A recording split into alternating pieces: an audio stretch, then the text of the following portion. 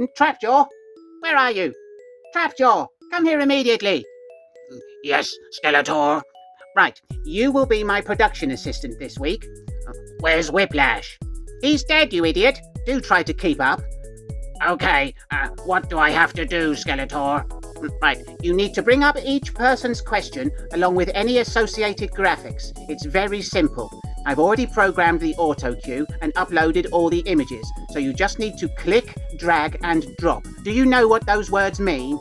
Yes, Skeletor. Good. You also need to apply a transition effect after each question before I move on to the next one. Can you manage that?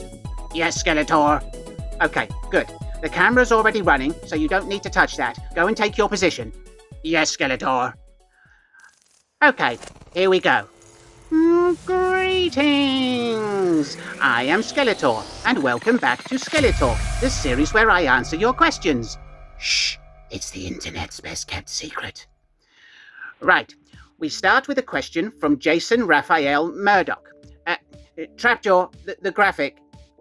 No, it needs to be at the bottom of the screen so as not to obscure my moneymaker. Right, that's better. Okay, get ready to bring up the question. Jason asks if I would... Trapjaw, you've covered my face again. Do you remember I mentioned this 5 seconds ago? Right, that's better. Jason asks if I would consider borrowing a minion from another supervillain. Yes, I would like to borrow Slythe from Mumra or Mudley from Dick Dastardly. Graphics, Trapjaw. Sorry, Skeletor. Right, thanks for the question, Jason. Right, Trapjaw, remove the graphics and apply a transition effect. Okay, that's enough. Stop it! These transitions are just a form of visual punctuation so that viewers know we're moving on to the next question and to give the illusion of a higher production value. Okay, Skeletor. Right. The next question is from the Fly Attractor, who asks, Trapjaw, you've done it wrong again. Stop covering up my face. Sorry, Skeletor. I'm finding this quite difficult. It's okay, Trapjaw. You don't need to get stressed. I'm a patient person and I know you're doing your best. Try again. Right, there you go. Okay. The Fly Attractor asks, when you are forced to do your own shopping, which vehicle do you take? Spider, Roton, or Landshark? The Landshark is more convenient in terms of storage space, so I usually use that for large grocery expeditions. If I'm only getting a couple of bits, then I use the Roton. The Spider is completely impractical, so I only use that for very specific shenanigans. Thanks for the question. And next, we have a question from Mimi. No, Trapjaw, bring the question down to the bottom. Sorry, Skeletor, I keep forgetting. It's okay, you don't need to cry. I'm known for my patience. Right. Mimi asks if I like Starbucks. Graphic, Trapjaw. No, in the top corner. Will you just use your common sense? I am not known for my patience. Holy shit. Right. Mimi, I am not really a big fan of Starbucks, or indeed any high street coffee outlet. Thank you for that exciting question, though. Right, brief transition, Trapjaw.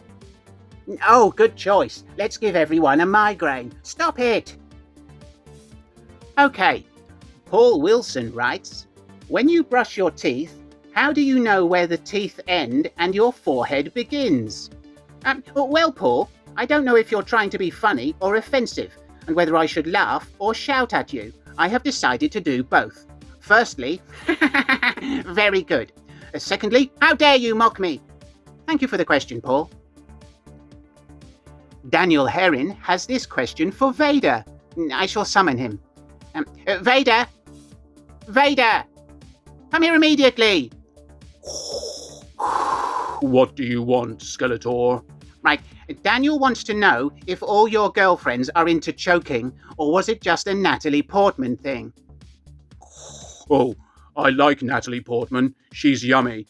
Yes, well that doesn't answer the question. Try again. I like Natalie Portman. She's yummy. Yes, you've just said that. I was asking you about her choking fetish. I like her face. Yes, I'm sure you do, but that wasn't the question. She's a strong, independent woman. Yes, we know. Look, what was your favourite thing about her?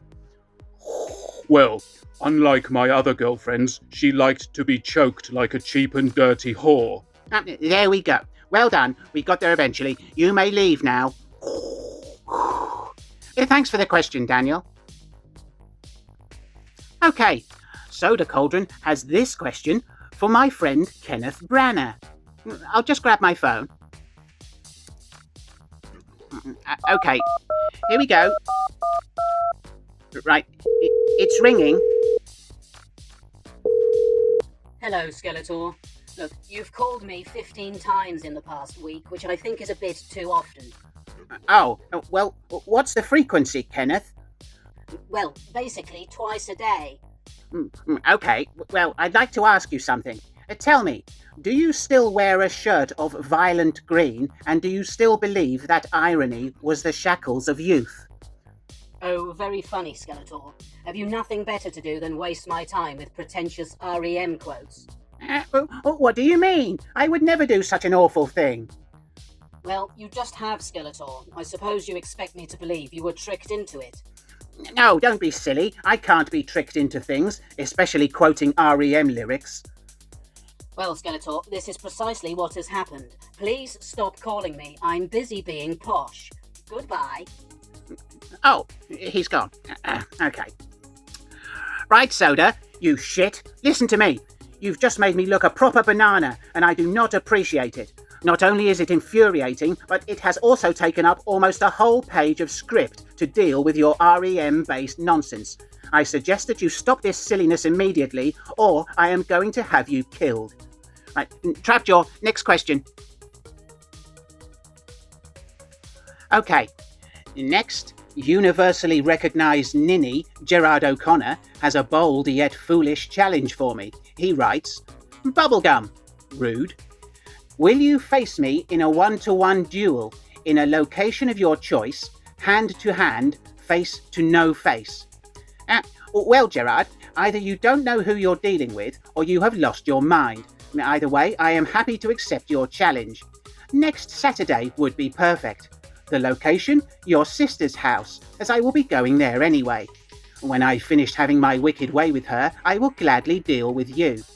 After the embarrassment of your inevitable beatdown, perhaps she will give you a cuddle while you cry and suck your thumb.